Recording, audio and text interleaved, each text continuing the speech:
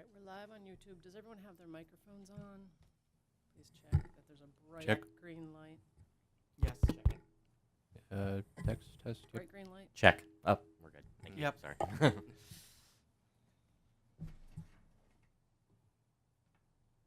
Everybody's here. We're not waiting for anyone, correct? For staff, we're all here, Your Honor.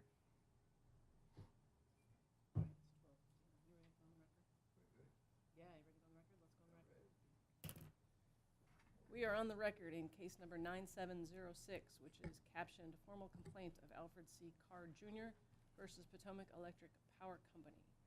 We're here on staff's joint motion for approval of agreement of unanimous stipulation and settlement. Let's start with appearances. Let's start with the company. Douglas E. Mike Keel, appearing on behalf of Potomac Electric Power Company, Your Honor. And I see that OPC has entered the room. Yeah, yes, Your Honor.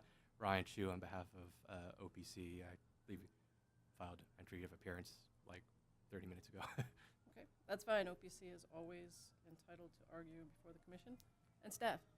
Good afternoon, Your Honor. James Greger on behalf of staff. I would also like to enter the appearance of Michael Dean. Yeah, I thought you weren't going to be here or something. I'm going on leave next week, but just made it in time, So- Your Honor. But congratulations is in order. Thank Yeah, you, Your Honor. congrats.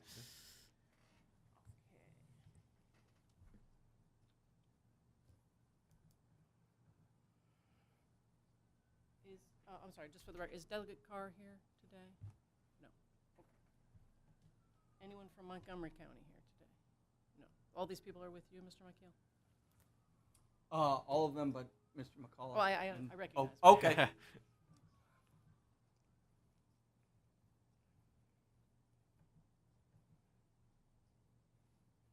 So the first thing I would note is that the joint motion is captioned for approval of agreement of unanimous stipulation and settlement, but it is between two parties, correct? Pepco and staff?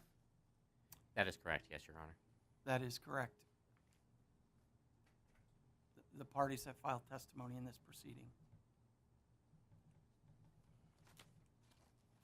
Okay, this matter was initiated by a formal complaint filed by Alfred C. Carr, Jr., but has proceeded as an investigation by staff into whether Pepco has provided street lighting services in a manner that is safe, adequate, just, reasonable, economical, and efficient.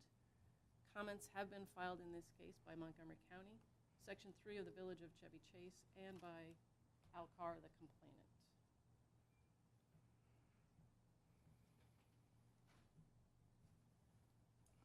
I do believe Mr. Carr is here now, Your Honor. Good afternoon.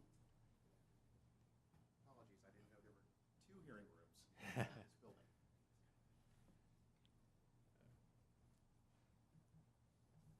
Did you want to enter your appearance on the record?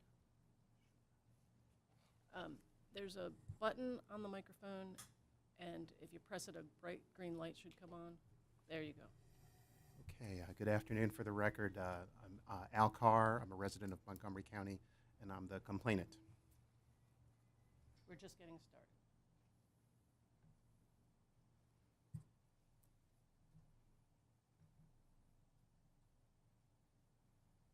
So I will note for the record, because Mr. Carr is here, that Mr. Carr is still a party to the proceeding, even though this has proceeded as an investigation by staff.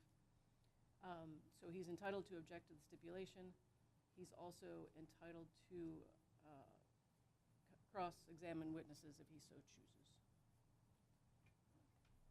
But his, for the record, Mr. Carr, your comments are in the administrative record, but they are not evidence in this proceeding, just so you understand. What I would like to do, how I'd like to proceed, is to first enter all the pre-filed testimony into evidence, and then we'll go from there. So let's start with, I guess staff actually filed testimony first, so let's start with staff. Thank you, Your Honor. I believe the other parties, or at least Pepco, has agreed to enter evidence by stipulation or testimony by stipulation. I don't know if OPC or Mr. Carr has any objections to entering the testimony of staff witness Hoppick and staff witness Christopher Lowe by stipulation. But if not, I can go ahead and move forward with entering those. It doesn't look as though there's going to be an objection. That was my understanding pursuant to the settlement that I know Mr. Carr has reviewed.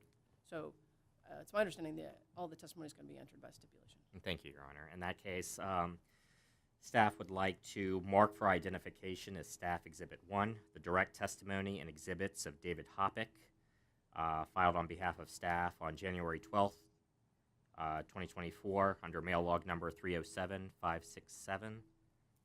So marked. And would like to mark as Staff Exhibit 2 direct testimony and exhibits of Christopher Lowe, filed on behalf of staff on January 12th, 2024, under mail log number 307567. So marked. Staff would like to have Staff Exhibits 1 and 2 moved into the evidentiary record. And again, by stipulation, staff exhibits 1 and 2 will be admitted into the record. Thank you, Your Honor. Now Pepco. Pepco would like to mark as Pepco Exhibit Number 1 the rebuttal testimony and attachments of Robert Stewart.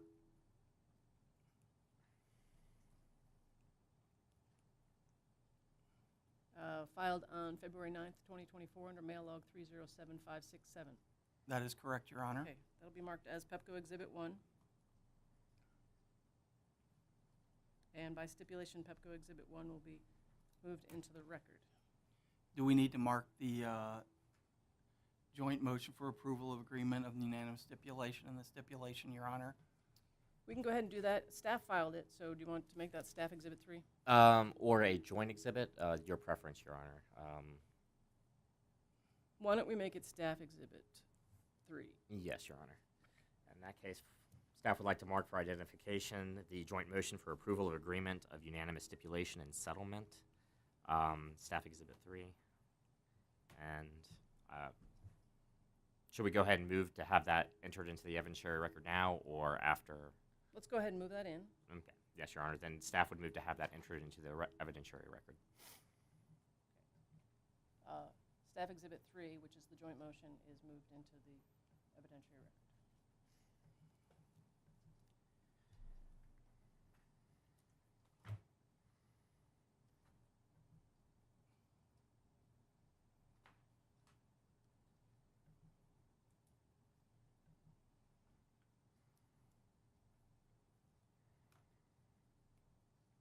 Also, I issued a bench data request to some questions I had, and both Pepco and staff responded.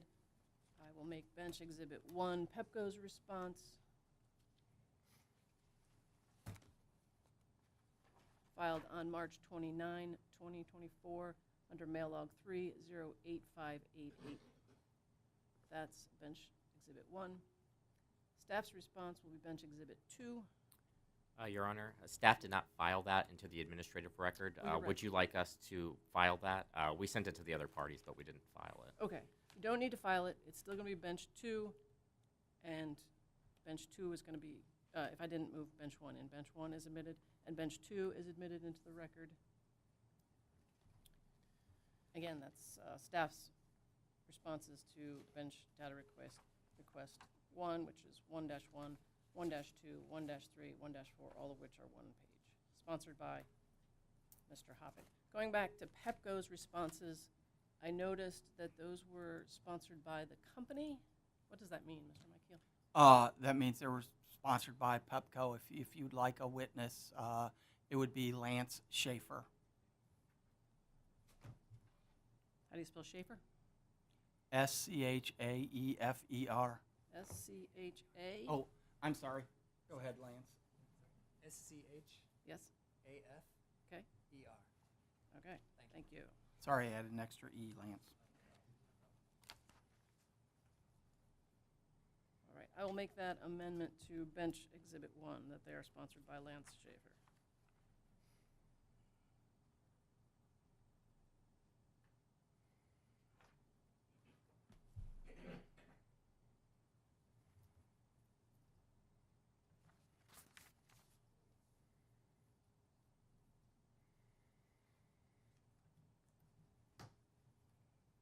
Okay, I would like Mr. Stewart to take the witness stand, please.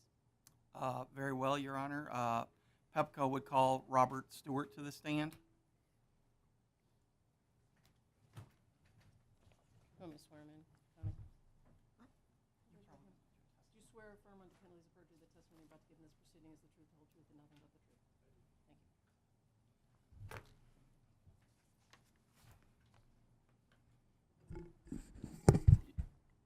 Do you need me to lay the basic foundation, Your Honor? I do not. Okay.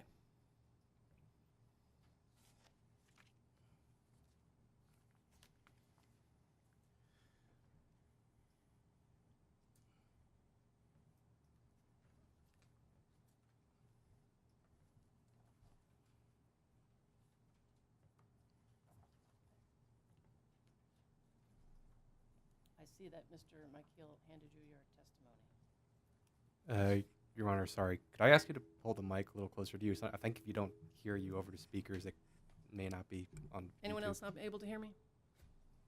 I can. I'll try to Hear you. speak up. I haven't said anything of Yeah. note No yet. problems. I am pulling up Mr. Stewart's testimony. He has it in front of him. Yes, ma'am. Yes, okay.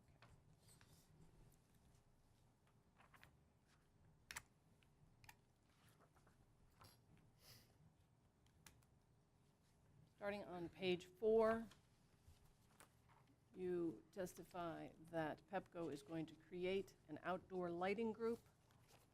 These are just existing employees, correct? That's correct, Your Honor. And then you discuss meet and greet virtual meetings. There are no costs associated with those meetings, are there?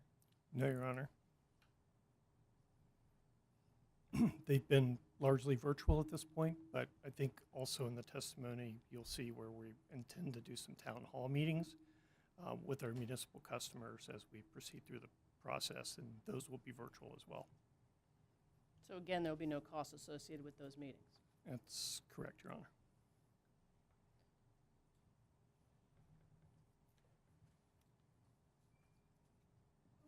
Starting on page 5, you discuss establishing Pepco-specific streetlight leadership and performance expectations. This is being done internally, correct? That's correct. You didn't hire a consultant or anything like that? We have a consultant that's helping us on the process mapping of the different regions. My outdoor lighting role is for Pepco Holdings, so it's Pepco, Delmarva, and Atlantic City Electric. So we're intending to align our processes around street lighting across all the different regions. So we do have a staff AUG contractor that's helping with the process mapping. Process mapping. Can you be more, give some more information? Sure, it's identifying the workflow and identifying the actors in the workflow, making sure that we understand for different use cases how the work enters the workflow and how it gets addressed, and then we identify gaps that may exist either in systems or in the way the workflow is managed, and then we close those gaps. And that's just for streetlights or for? Just for streetlights. But you said it's Pepco, Delmarva, and? Atlantic City Electric. And who's that contractor? The name of the contractor is Kimberly Finn. She's a staff AUG contractor. What do you mean by staff contractor? Staff augmentation, so she's someone that we bring in temporarily to augment our current staff. She's not a independent entity or a member of a large consulting firm. She's an individual.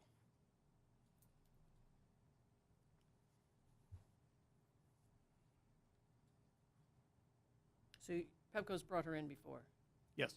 and how are her services reflected on Pepco's books, the cost for her services?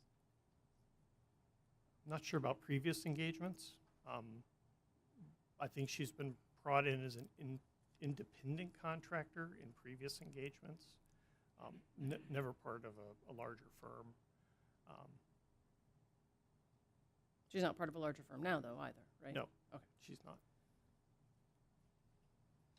And she's completely separate from, I think in your testimony I got that Pepco has hired a contractor to conduct the field survey. That's a different situation. And we did, in the fall of last year, hire an engineering contractor of choice.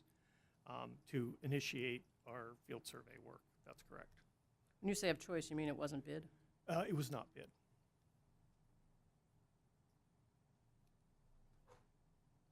And that work terminated at December 31st, and now we You mean they're are- done counting the streetlights? No, ma'am. We're done utilizing a contractor. The expense per light and the number of revisits required made that pathway not opportune for us. So we're onboarding additional internal contractors that we will manage ourselves. When you say internal contractors, what do you mean by that? These are staff augmentation contractors that get brought in temporarily to execute the field survey work. But they'll be managed by us. Do you know how much you spent on the first field survey contractor? I think all in total, it was about 1.2 million, $27 per pole, And do you know approximately what percentage of work they accomplished? about 20%.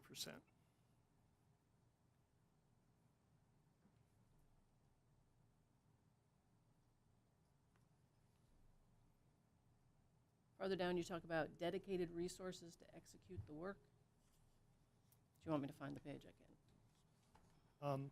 I'm sorry, which page, 5? Yeah, we're still on 5. Okay, yes, ma'am. We have additional contractors, staff augmentation again, that we've brought in as we're standing up our outdoor lighting organization. We brought in some temporary contractors to help us identify and in essence, try to close gaps in existing processes that were identified. So these are more like tech, computer? Yes, there's some technical, some are overseeing or will be overseeing our field survey workers.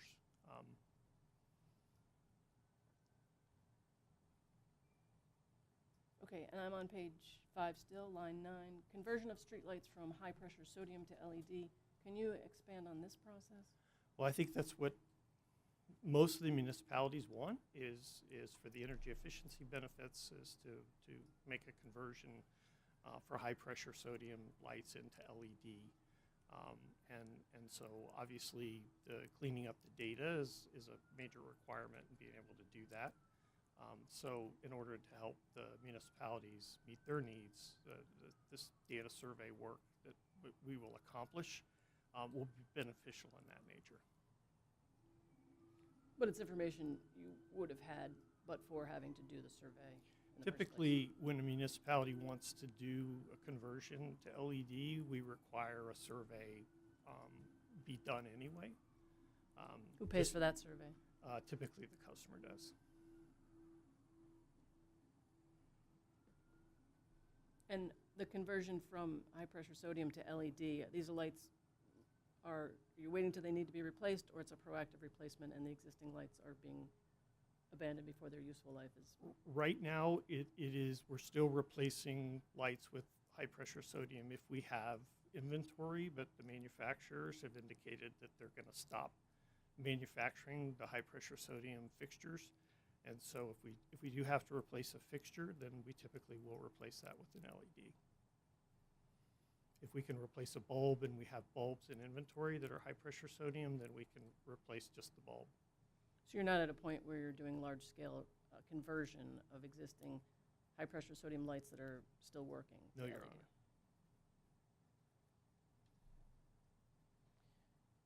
Still on page 5, you testified starting on line 21 that you do believe over time the degree of misalignment between asset data and bill data has occurred primarily as a result of human error. So there was a misalignment of data between PEPCO's asset database and its billing database, correct? That's correct. But it was primarily the result of human error. What else was it the result of? I think mainly, I think human error, inconsistencies. The street lighting business was divided between multiple business units within the company, and so I think there were some inconsistent results. I also feel like we've seen instances in which lights have been installed that weren't necessarily included in GIS, and in other instances in which lights were installed in GIS and then were never included into the billing system. But there's no current interface between our asset database, which is GIS, Geospatial Information System, and our billing system, which is SAP, and our work order system, which is Asset Suite 8. And so one of the things that we intend to accomplish is not only the correction of the field data, in which we collect 36 different attributes per light, so that we can make sure that we have all the data in GIS correct for every customer.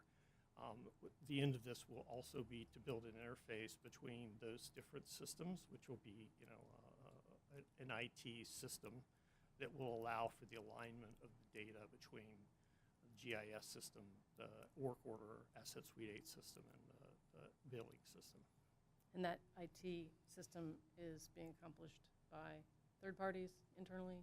It's managed through our IT group. It hasn't started yet. We did do what's called a phase 0 assessment in the fall of last year so that we could be prepared for moving that forward. We're working on the scheduling and approval of that IT project currently so that we can move it forward. It will be our internal resources and I think some resources from Accenture, which will help. Is Accenture somebody you already have under contract? Yes, through our IT group. Something that regularly gets billed as services, support services in rate cases? It's part of our overall IT costs, and I'm not certain how it gets billed in rate cases.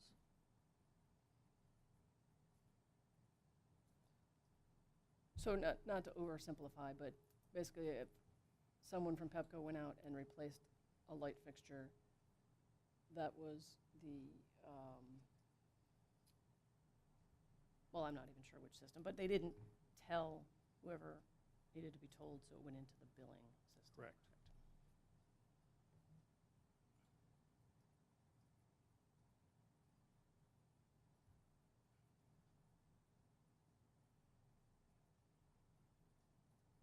And the fact that Pepco did not have a centralized department responsible for outdoor lighting presented additional challenges. What additional challenges are we talking about? I think it was really the accountability for performance, the establishment of metrics for performance kind of going forward. I think in the past, the streetlight business was managed primarily as just, something that we did, but it wasn't managed in a way in which we intended to improve it. So I think the goal here is to create what those key performance metrics would be so that we can hold ourselves accountable to performance going forward in the future.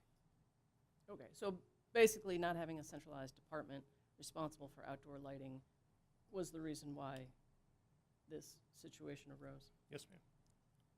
And that decision to create the outdoor lighting group was made, I believe, in the spring of last year, and I was moved into the position to lead that effort in July of last year. When you say spring of last year, you mean spring of 2023? Correct. And that's the fix, right? Is to simply have an outdoor lighting department that manages everything to do with outdoor lighting. Well, that's the structure and the governance, but we still have gaps that we need to close related to our performance. So along with that comes the commitment that we will improve our customer experience relative to streetlights.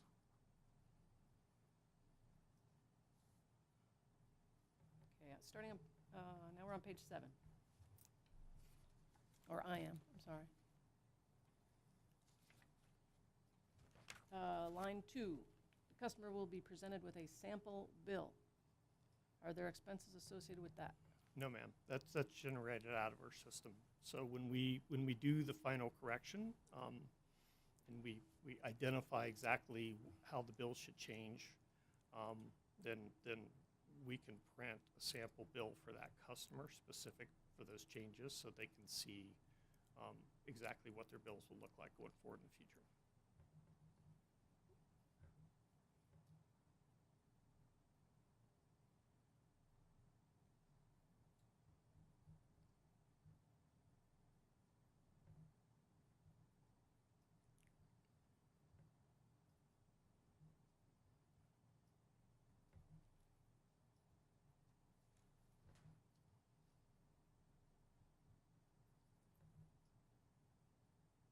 then you testified that, for instance, a municipality that may have dark areas in its neighborhood can leverage the survey to plan the allocation of additional streetlights. So there are municipalities that don't know where they don't have streetlights? There are municipalities that may want additional streetlights, and so if they bring in an advisor or a contractor to help them design lighting around dark spots, then having a map of all their existing lighting would be helpful for that individual. It's also a capability, a future capability that we plan to grow into our outdoor lighting organization, is to have a lighting design engineer.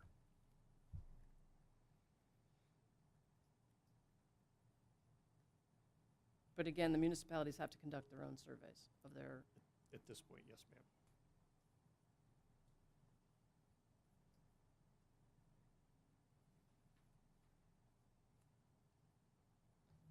you said that the IT work done internally to come up with this interface so that when Pepco replaces a streetlight, it goes into the billing database. That's going to take a year and a half? It's primarily a year and a half to complete the entire bill cleanup program. The IT project, we've not yet got an actual timeline for that, but we would expect that to be completed in 6 months or so once we start it. Okay, But I need to stop you right there. Page 7 of your testimony, at line 19, you say the project scoping and assessment was performed in the fall of 2023. The project is expected to be completed by June 2025. So are you correcting that testimony now? if we can initiate the project, then yes, we would complete it by June of 2025. The project now is being defined as the entire cleanup of all the streetlights. The entire cleanup of all the streetlight, and I believe we, in our stipulation agreement, agreed that we would all the bill cleanup work would be done by first quarter of 2025. Okay, but the interface itself is 6 months. The from interface, now? the interface itself, yes, could be 6 months from when we start the project, and we're still working on the internal approval process.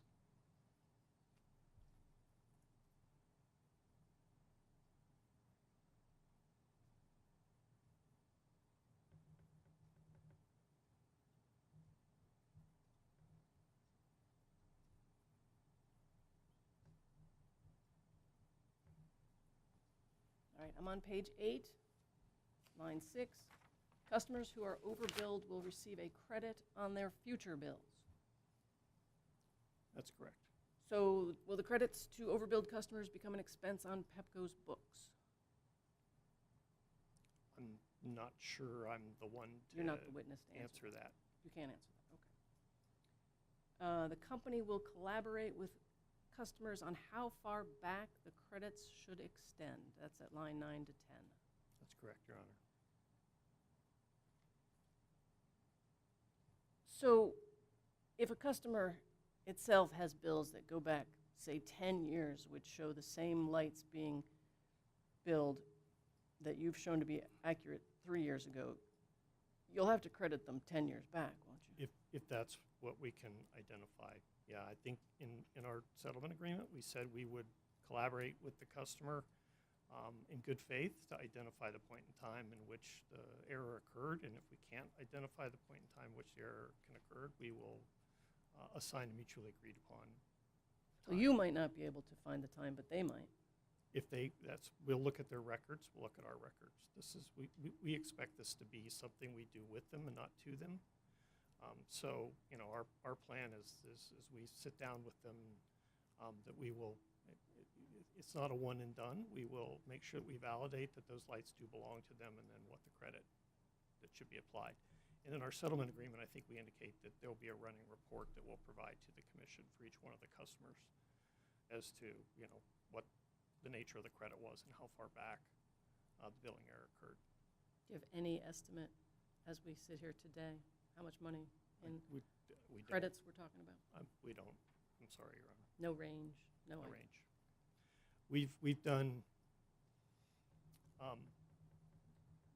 10 municipalities, and we found that 2 were overbilled, one by 2 lights, the other by 4 lights, the other were all underbilled. So we need to just complete the full field survey so we get an accurate picture of what that's going to look like. Some of those lights may belong to the county, some of those lights may belong to the state highway, and so we've created 6 waves that we're going through. We're just starting wave 5 now of our 27, I believe, municipal customers, and then the counties will come last because they have the most significant number of lights. But it's not a simple process because we collect all the data, then we validate that the data is consistent. If there's errors that may require somebody to go back out in the field, then we send somebody back out. If there's missing data or inconsistent data, and then we have to make sure that we're validating that against what's on the bill, and then we provide the customers with a spreadsheet of all the lights that we believe belong to them, and we ask for their validation of those spreadsheets as well, and then we get that feedback, and then that's how we collaborated on the final assessment of who owns which lights and what the bill changes should be as a result of that. But in the bill changes, you state in your testimony that Pepco does not intend to collect past underbilled revenue from its That's correct. customers. Why is that? I think in the initial discussions, the thought being that this was, if this error was our error and we were admitting to the fact that our data needed to be cleaned up, that the intention was, and I think the staff shared the concern that there be bill shock on behalf of some of the customers that may have been underbilled. And so I believe that the decision was made that we wouldn't seek. Yeah, you're answering my question as it relates to discussion between staff, but you testified in your testimony. So I was just simply asking, before you get to any discussion of the settlement or whatever discussions you had with staff, you had already testified that you did not intend to collect, and I was wondering why. That's correct. And as I stated, because we believed that the error in the data was on behalf of the company, and that we would change the bills going forward, but we wouldn't collect in arrears. Okay, but Pepco was already made whole, correct, through a revenue true-up mechanism? I'm probably not the witness to answer that question. When did Pepco become aware that some of the streetlight customers were being underbilled? I think there was evidence to support that we were misbilling customers as far back as 2021. So as far back as 2021, Pepco knew? Maybe 2022. I'd have to go back and look. It preceded me, Your Honor, but I think we responded to a DR that indicated when we first. Yeah, I'm going to make Bench Exhibit 3 the May 4, 2021 letter to the chairman of the Public Service Commission referenced in Al Carr's comments. And Bench Exhibit 4 will be the May 9, 2022 letter referenced in Al Carr's comments.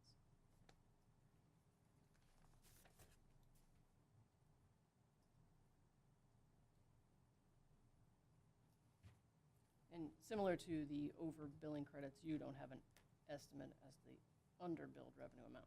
No, Your Honor. Have you learned any annual amounts recently? No, we're still too early in the process to make an assessment.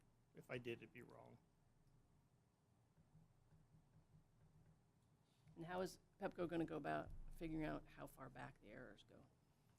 Well, we'll look in our billing system. We'll look for any indications as to when a change was made to that customer's bill. How far back does your billing system go? Back to, we archive our data after 3 years, but we can go back and still look at the archive data, so we can go back to 2015 if need be.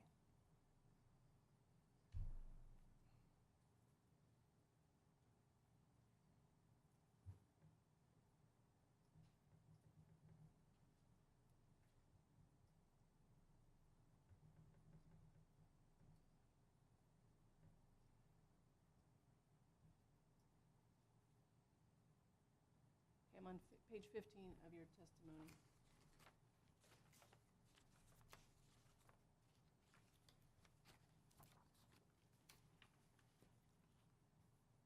Line 19, the company agrees to place all incremental labor, contracting, and IT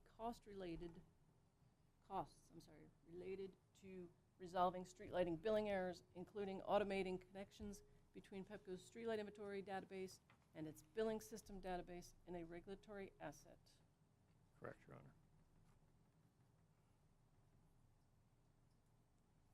Honor. Okay, what's included in the incremental labor?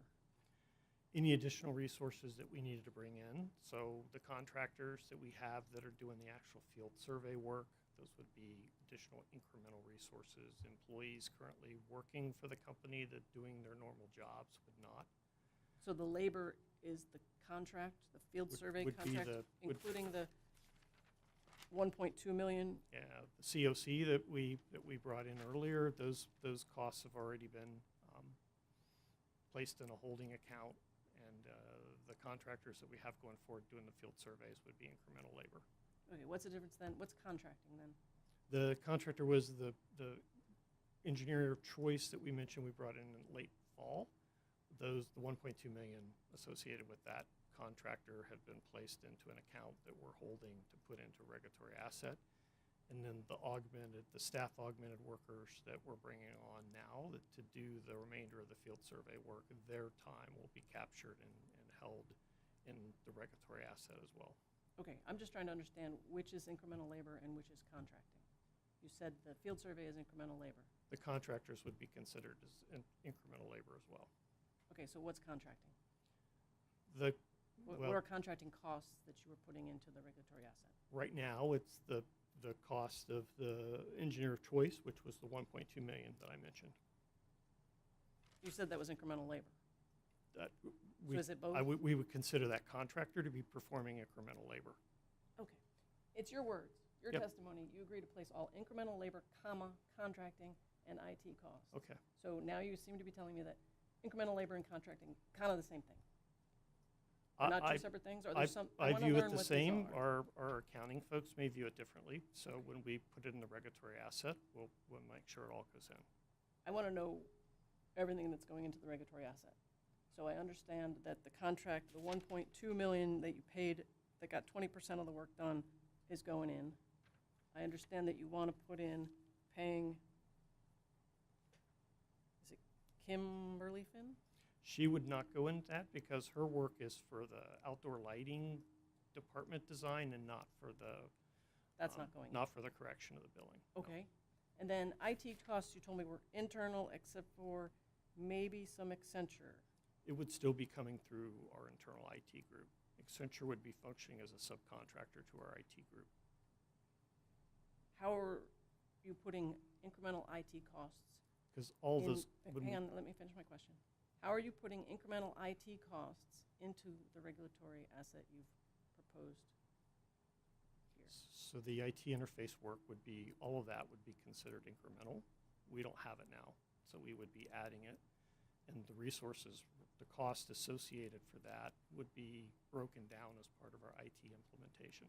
But it would all go into the regulatory asset. Okay, and I'm trying to understand what the IT costs are. When you told me it was internal, except for a little bit of Accenture, what's combined with other IT work.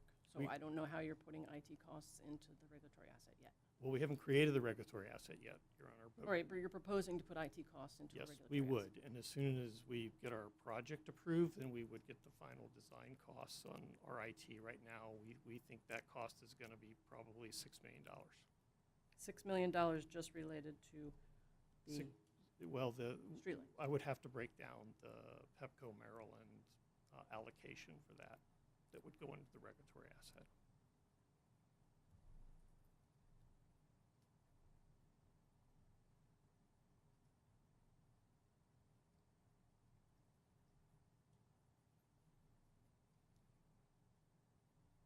Anything else going into the regulatory asset?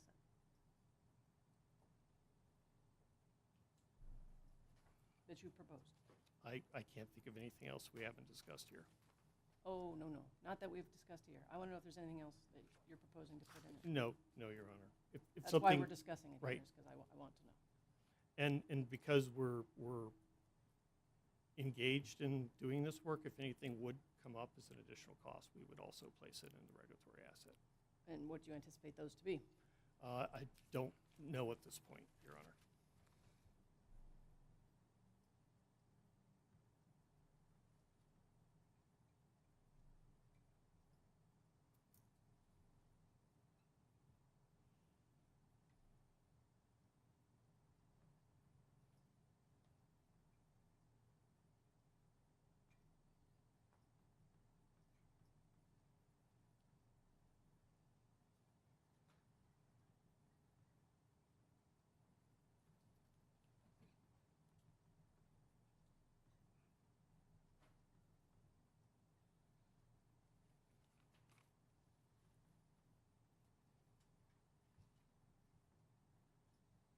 So back to the language of your testimony where you say that you're going to put IT costs related to resolving street lighting billing errors, including automating connections between Pepco's streetlight inventory database and its billing system database. Do you think you can distinguish between IT costs that are required to complete the field survey and the data quality control issues with other IT expenses to complete this interface? Yes, we could separate those out. Is it something you can provide to me now, an estimate of? I can't provide you an estimate now, but I could provide an estimate to you. When you go back to your office? Yes, ma'am. Okay. Bench data request number 2 is a request for the estimate of the IT costs broken down as we discussed. You also talk about capital costs. What capital costs are required to automate connections between Pepco's street light inventory database and its billing system database? So any servers that we would need to install that would manage the interface itself, the application that runs this would be considered capital. And those are items that you know of now that you'll be needing? I can provide you with those items as well, Your Honor. Okay, please make that part of your response to bench data request number 2. And if you're not the witness, I have no problem with you telling me that you are not the witness, but I have the question, so I'm going to ask, is this regulatory asset going to earn a return? Or I'm sorry, I know it's not there yet. Does Pepco propose that this regulatory asset will earn a return? I wouldn't know that. In my mind, I think the answer to that would be no, but I think Witness Schaefer may be a better person to respond to that. Is Mr. Schaefer wanting to testify today? He's available, Okay. Your He's more of Honor. an accounting witness?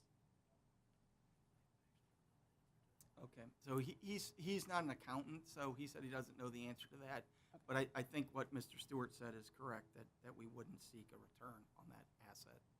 But there's no accounting witness here today, Your Honor.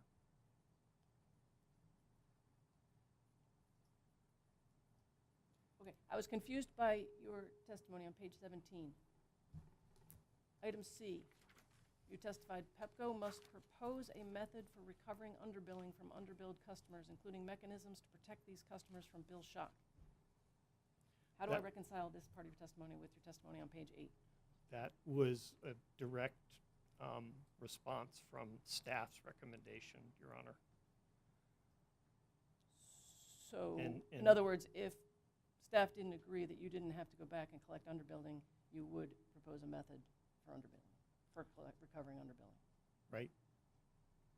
And the method would be that we're not recovering underbilled. And then the going forward would be the bill presentment. So to prevent the bill shock, the decision was made to not collect underbilled.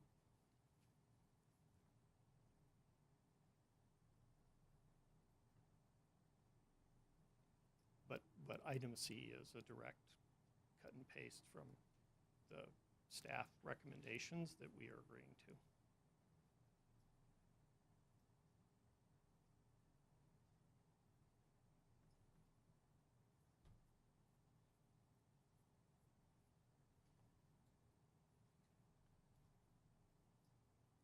The electronic spreadsheet you're proposing to send to Pepco streetlight customers, do you incur an expense associated with that? No, Your Honor. I mean, we're developing that now. That's the spreadsheet that we would send and validate for those customers. So technically, the creation of the spreadsheet is part of the bill correction piece. So in estimate, I guess there is an expense associated with that. But going forward, that data, we should be able to reproduce those spreadsheets. Okay, back up. What's the expense associated with producing the spreadsheet? You're talking about the field survey itself. Right. I Field meant survey just itself. the spreadsheet, transmitting the spreadsheet, Oh, no ma'am. expense. Just Excel. And still on page 18, I'm at, well, let's start with line 12. You're responding to a recommendation, and you agree to submit information to each customer by July 1 of each year with 2 exceptions. You need the data first, and then that there is an established endpoint for these reports. Why do you need an established endpoint? Well, I think when we get the interfaces built, then once we can prove some number of years after that that the data integrity is complete, then we would seek the Commission's approval to suspend issuing those reports, but not until we can do so.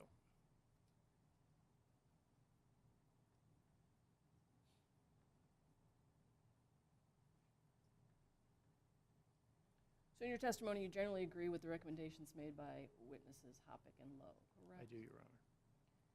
And on pages 16 and 17, you testified that Pepco agreed to provide the information and updates that witness Hoppick outlined. And on page 19,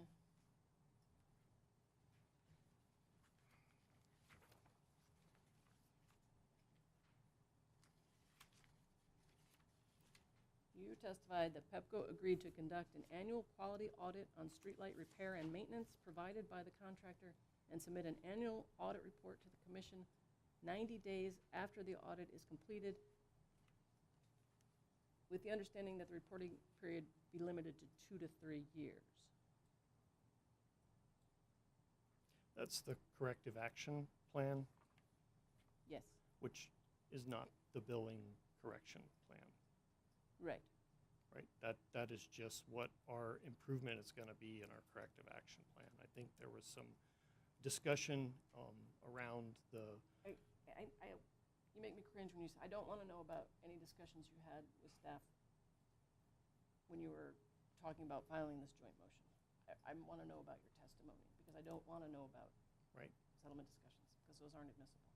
So if you're going to talk to me about discussions that you feel are not part of settlement discussions, go ahead. Otherwise, I'm happy to answer your questions about the corrective maintenance action plan. okay. I just wanted to clarify that also you testified that Pepco agreed to file a corrective action plan that, 1, at a minimum describes Pepco's proposal for scope of the streetlight maintenance program and activities to be undertaken, and 2, describe Pepco's corrective and preventive work order, prioritization policies, and deadlines based on this prioritization, and 3, describe how Pepco will revise its existing maintenance programs to meet its internal completion rate requirements.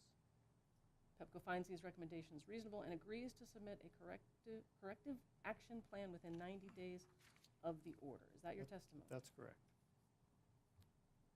Are there any actions Pepco would not take to address its billing issues or its street lighting service absent the stipulation? No, Your Honor.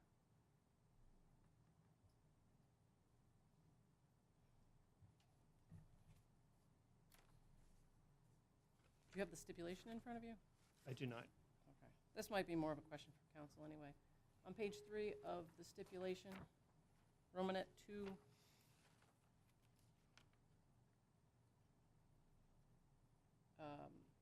talks about the first quarter of 2025, but then it says Pepco will complete.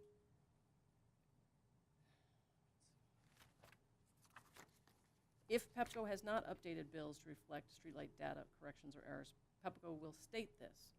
And when Pepco proposes to begin issuing corrected bills and provide sample bills with and without the errors resolved for each customer, then it says Pepco will complete this task. So I guess I'm confused about what is going to be completed in the first quarter of 2025 if the sentence before that turns out to be true. Our intention is that all of the bill correction will be completed by the end of the first quarter of 2025. And if you haven't updated bills to reflect streetlight data corrections or errors, by the first quarter of 2025, you will state that? We will submit a report indicating which customers have yet to be reconciled.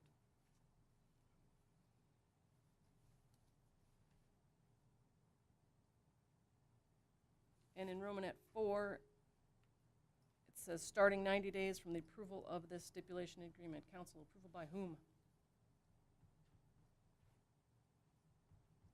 PEPCO will file the reports. Is that the question, Your Honor? No, that's not the question. Okay. Romanet 4, Yes. starting 90 days from the approval of this stipulation and agreement. Approval by whom? Approval by the Public Utility Law Judge. And in section C, again, you have something about approval. That's by the PULJ, not the commission? Not the commission. If the stipulation agreement is approved, we've waived our rights to appeal to the commission, so the proposed order of the PULJ would become the final order of the commission. But not, it's a timing issue, counsel. Yes. So that's why I'm asking, because you're running dates from the approval of an order. So if it's approval by me, it's 30 days sooner. Yes, that's fine. Okay. As soon as we get an approved order, the timing dates start. I only issue proposed orders, as you know. Final orders come out from the commission. Your stipulation says approval, and I'm trying to find out what the parties intended, whether they meant approval by me or approval through a final order from the commission. And if you Final need order time to from think the about it, commission. counsel for staff.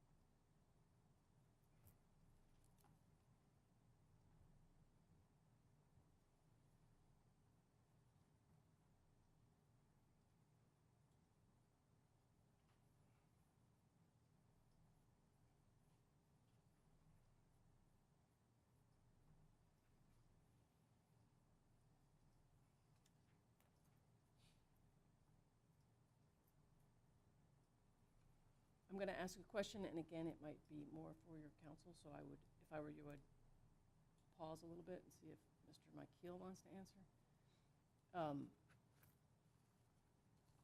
On page 4 of the stipulation, the end of section D, prudence review of the costs contained within this regulatory asset for inclusion in rates shall occur in the context of future base rate proceeding. In the context of a future base rate proceeding, could the commission decide that the incremental costs PEPCO incurred, the incremental labor, the contracting and IT expenses, and capital costs, which also included depreciation and amortization of any capitalized work, were unreasonable at the time they were incurred because those costs were exorbitant for the work that was done? Sure. In the Yes. context of a future base rate proceeding,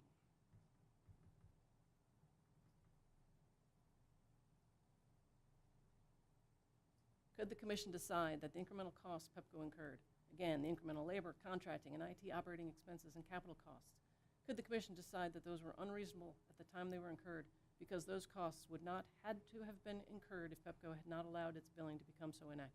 Yes, based on the record evidence presented in that rate case proceeding, they could make that determination.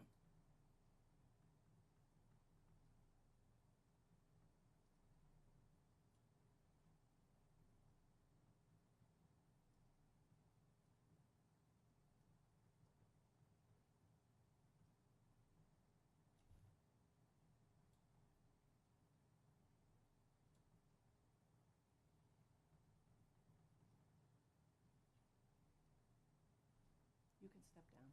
Thank you, Your Honor.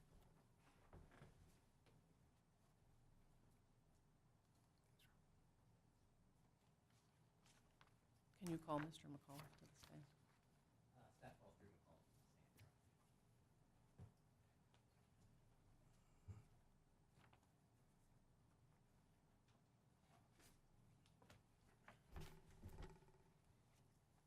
you swear or affirm under penalty of perjury the testimony you're about to give in this proceeding is the truth, the whole truth, and nothing but the truth? I do.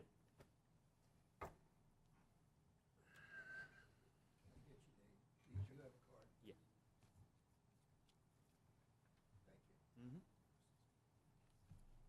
There were a couple questions I asked Mr. Stewart that he could not answer, and I don't know that you're going to be able to answer either.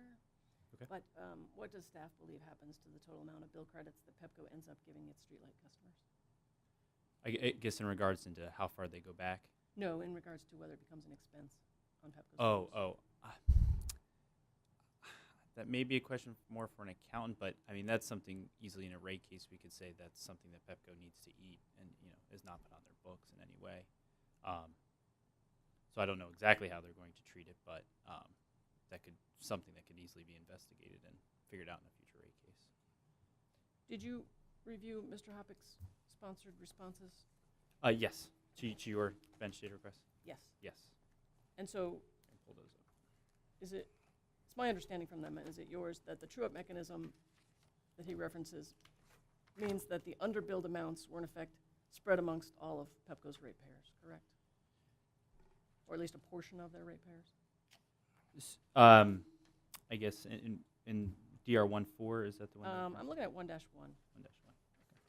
About the middle, he says, staff additionally notes that potential underbilling would also impact SOS, which has a revenue true-up mechanism to cover the undercollection of revenue to make Pepco whole. Gotcha. Yes. So in 1-4, he also provides a kind of a little more of a response to that. So no, it wouldn't impact all customers. It would only impact. So if it'll see it right down at the kind of last little paragraph in 1-4. It only affect Type 1 SOS and Type 1 POR, which Streetlight is part of. Do you know who those are? So it's like small commercial. It is small commercial. Type 1 is small commercial, Yes. and Type 1 POR, Same. which would include streetlights and other small commercial, but not residential. Correct. Yes. Can I ask a question based on that question, or should When I I'm wait till done? the end? Which I might be. Hang on just a second.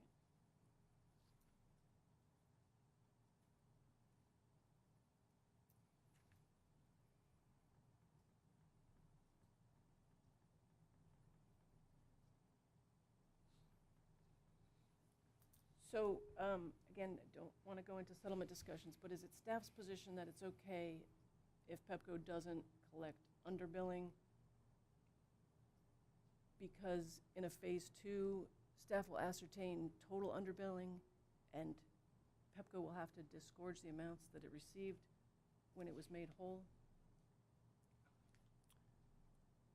So in staff's direct testimony, we recommended no more than 12 months of underbilling, going back more than 12 months, and obviously we agreed to, in the settlement, not to collect any underbilling.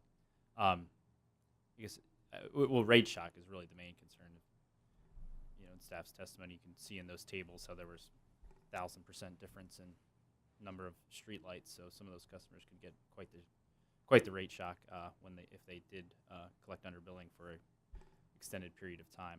I guess in regards to make whole, I guess could you ask that question again? I'm not exactly sure. Oh, I didn't know if staff was anticipating that to the extent Pepco was made whole, as Mr. Hoppick surmises, that the cost of the underbilling was spread amongst all streetlight and other small commercial customers.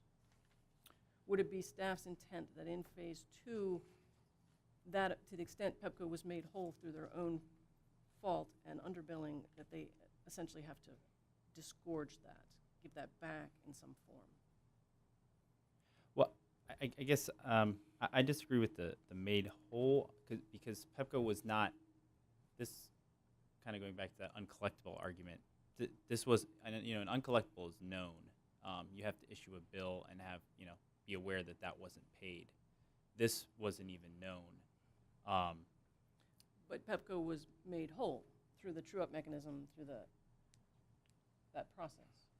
Well, so Before you get to uncollectible, Sure, which sure, sure. was, yes, how I apparently inappropriately characterized it. Before you get to that, just through what I take from Mr. Hoppick's response here is that there's a revenue true-up mechanism.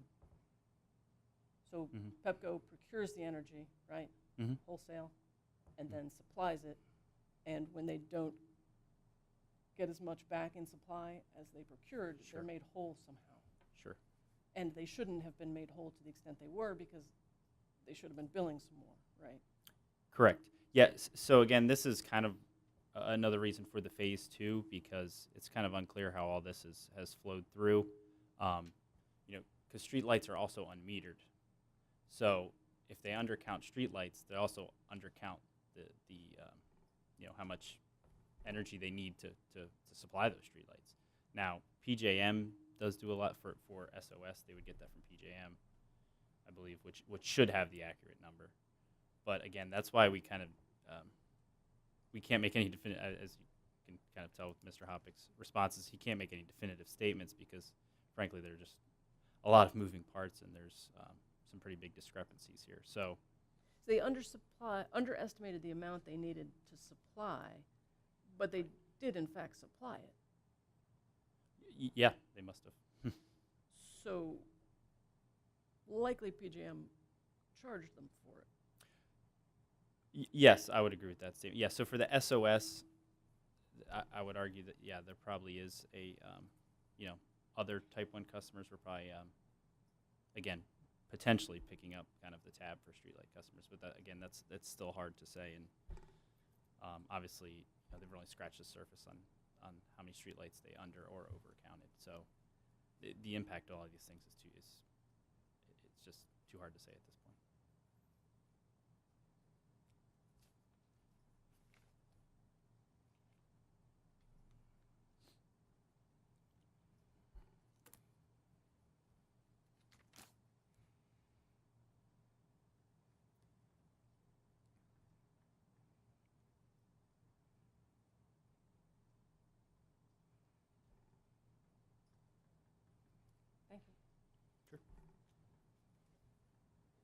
Thank you. I guess. Your Honor, may I ask Oh, I'm sorry, I forgot. Yeah, there you go.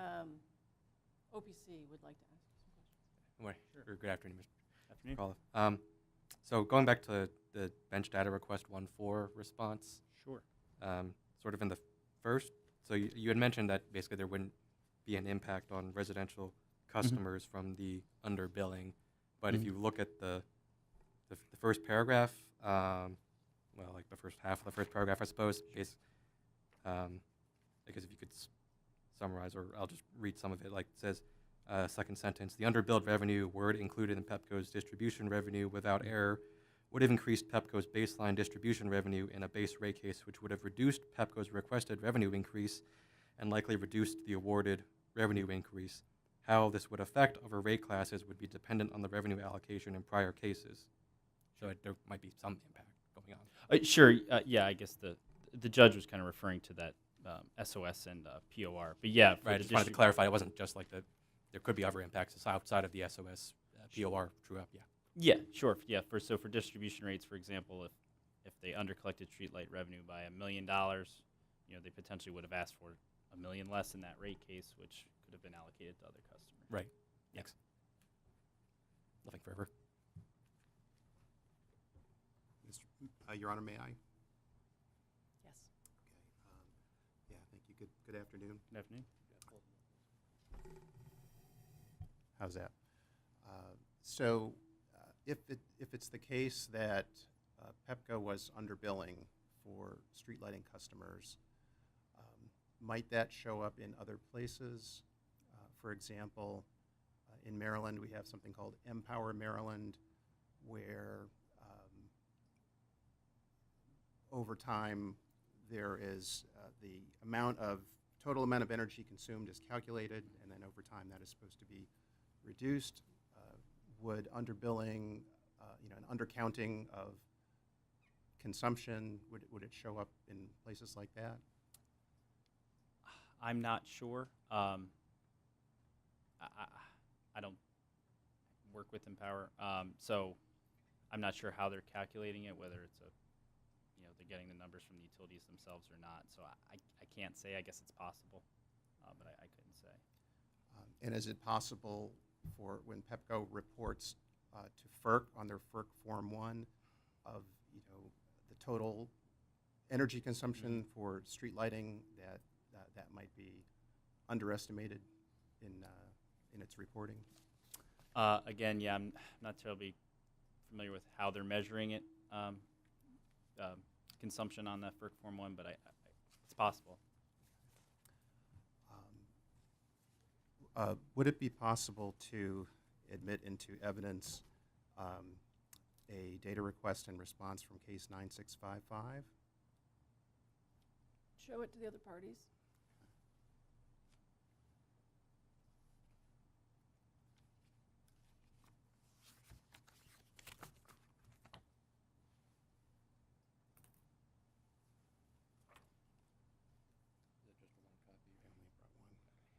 It's okay, well, take our turn.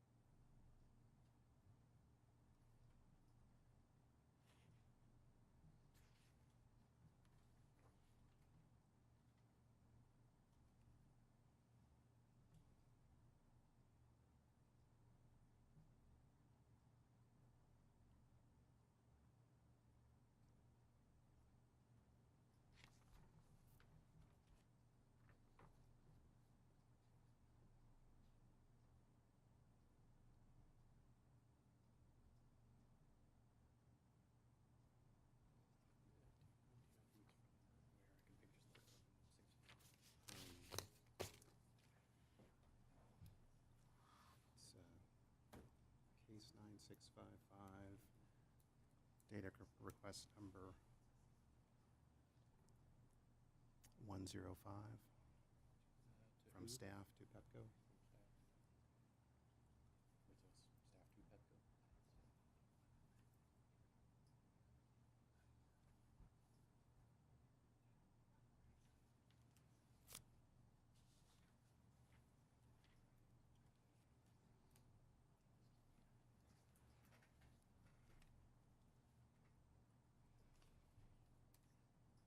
Are you checking to see whether it was admitted into the record in case number 9655? I'm just checking my own files to see if I can pull it up so we don't have to wait so long.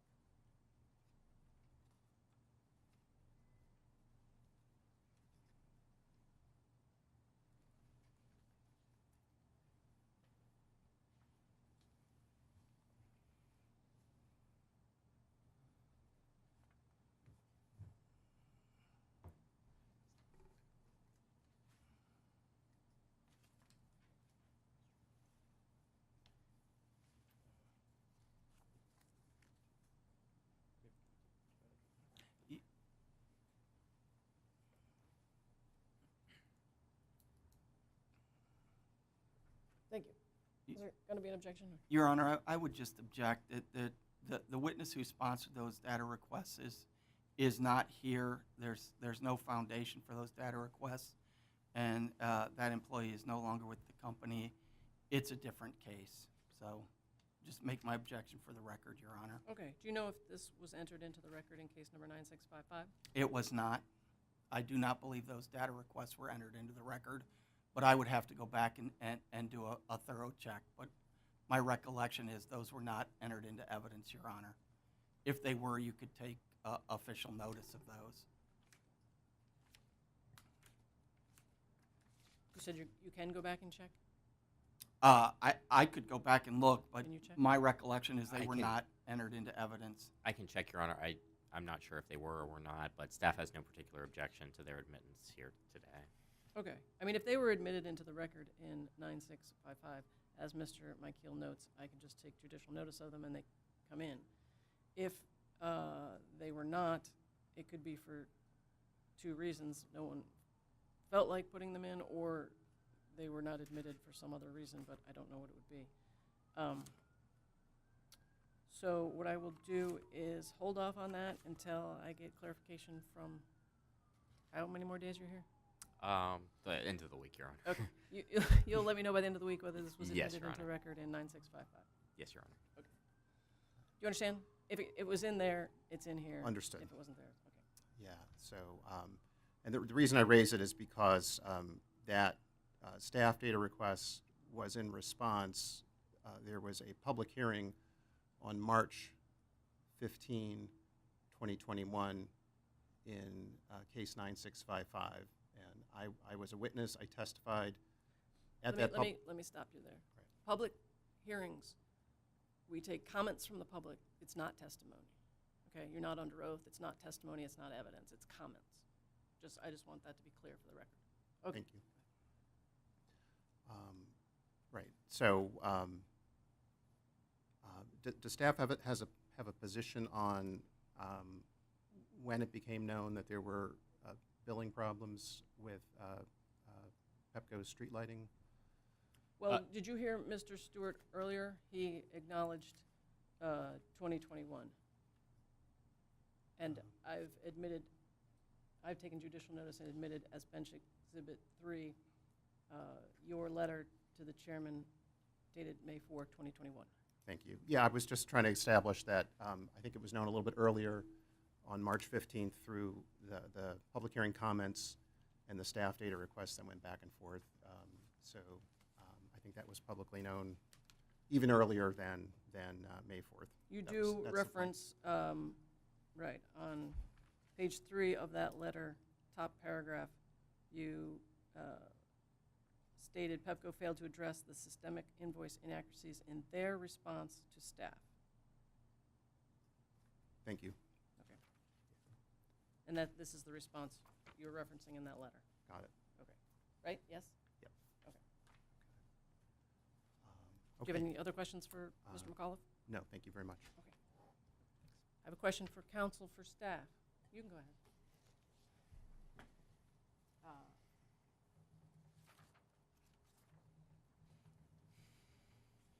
Pepco has a pending 3-year, multi-year rate case, correct? That is correct, Your Honor.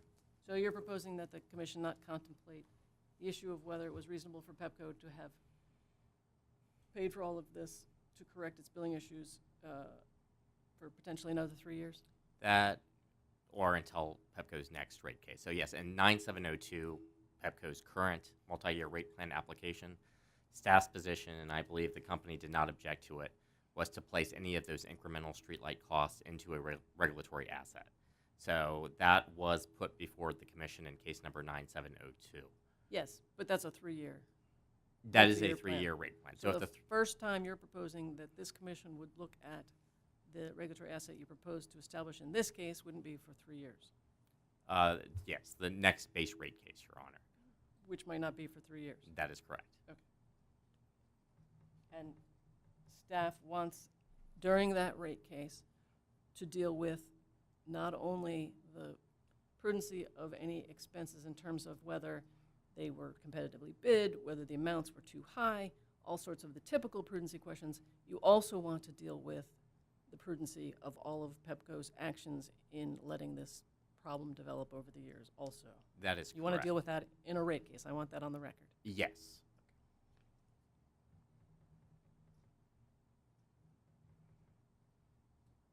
And what's the status of case number 9703? 9703.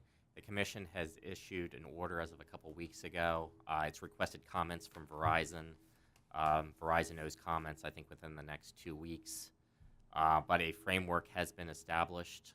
The parties, the municipalities, and PEPCO have come to an agreement as far as template sales agreements and template attachment, pole attachment agreements. So I would say the case is nearly complete.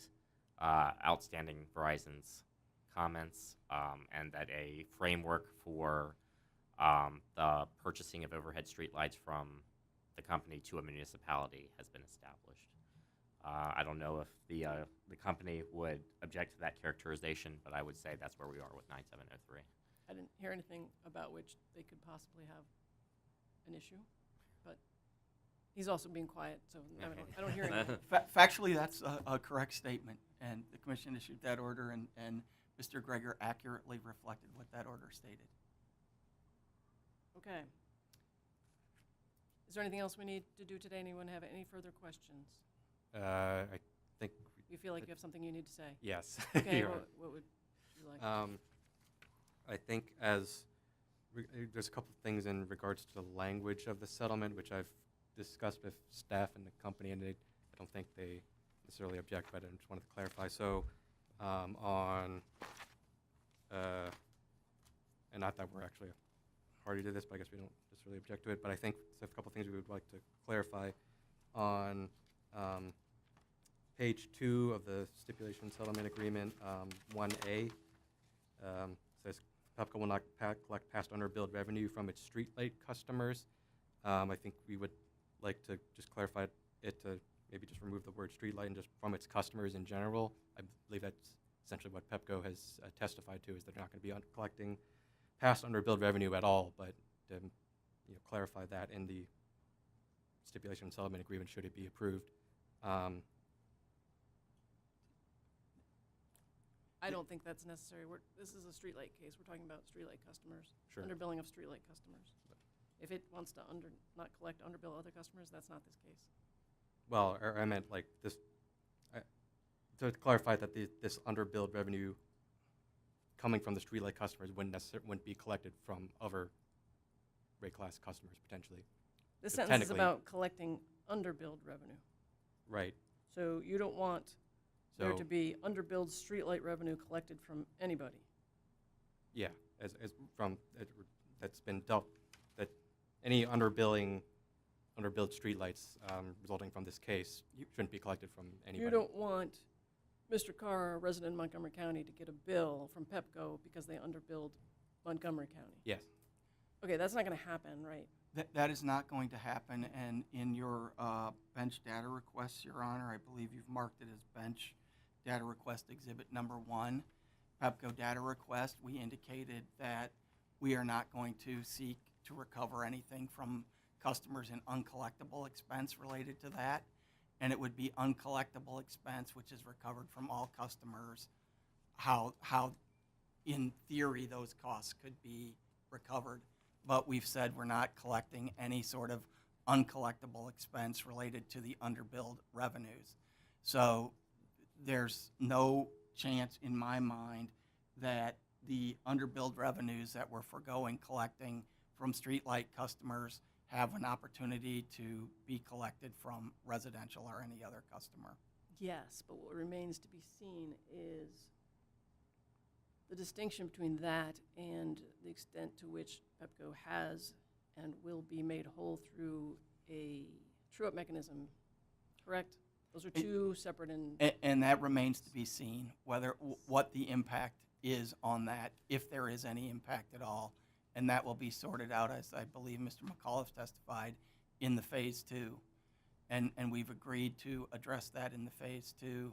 So I would assume that there will be no opportunity for us, for PEPCO, to recover those costs from other customers, and to the extent that they have, those costs would be returned. Do you understand, to the extent they've already been made whole, we'll see, and they're not going to try to do it again, Yeah, maybe. or I understand. I just wanted to. I mean, But I just felt you that the can't- language in the You can't not settlement be made agreement whole technically. through the SOS true-up mechanism until you get everything corrected. So you're going to continue to be made whole through that process until you get this all fixed, right? Another year? Yes. Well, I think the real problem is the rates that have been going into effect the past couple rate cases. That we Your can't Honor. undo. That's correct. So I think what you're talking about as far as made whole, the SOS and the POR, those are true ups specific to those mechanisms. But as far as the actual like revenue stream that they've been receiving from their streetlight, I guess portfolio, this problem has been happening the last couple of years, and there have been multiple rate cases between then and now. And so if their revenue requirement, their incremental revenue requirement was incorrect based on this error, and rates went into effect because of that error, those are past rates. Those are rates that were already approved by the commission in the past. So making a correction to those now would be flying against the prohibition against retroactive rate making. So I think that's where staff's concern is, at least as far as that is concerned.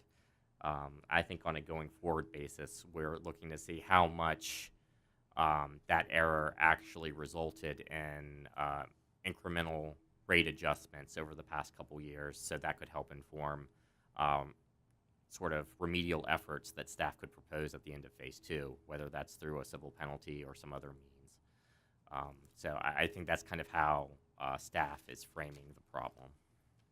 Okay.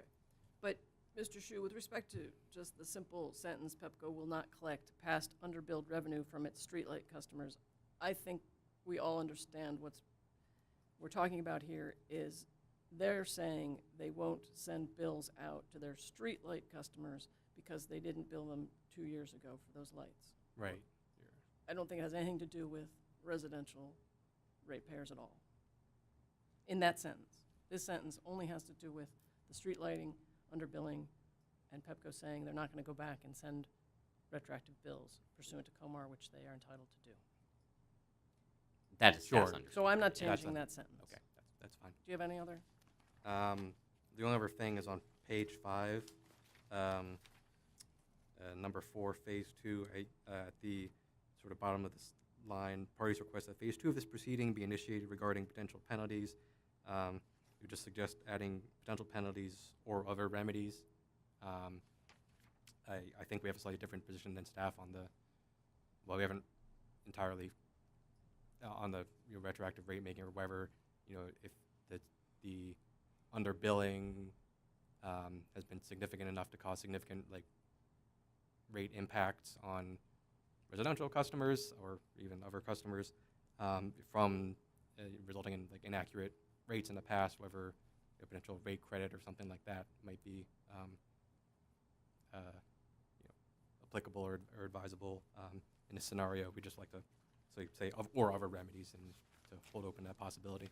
I understand your position. Do the other parties have a problem with modifying the stipulation to say or other remedies?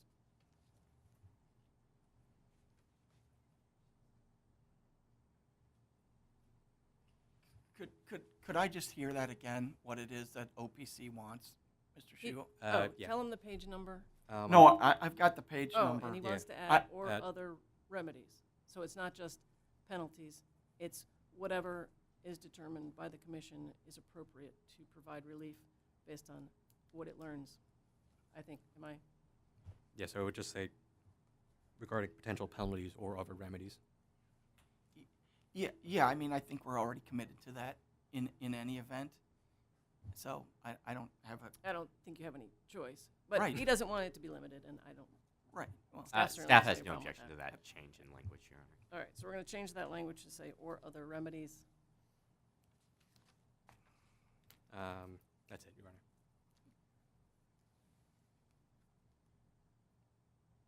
Anything else that anyone wishes to be heard on? Nothing from staff, Your Honor. no, Your Honor, thank you. You have bench data request number 2. 2? Yes, Can I have that in 7 days? Yes, Your Honor, 7 days. Thank Business you. days? Does he need 7 business days?